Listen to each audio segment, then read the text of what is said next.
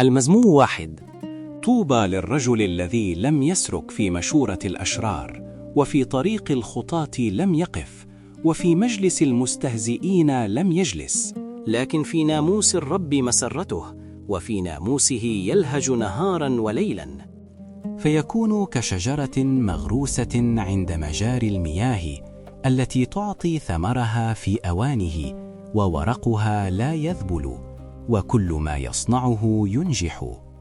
ليس كذلك الأشرار، لكنهم كالعصافة التي تذريها الريح.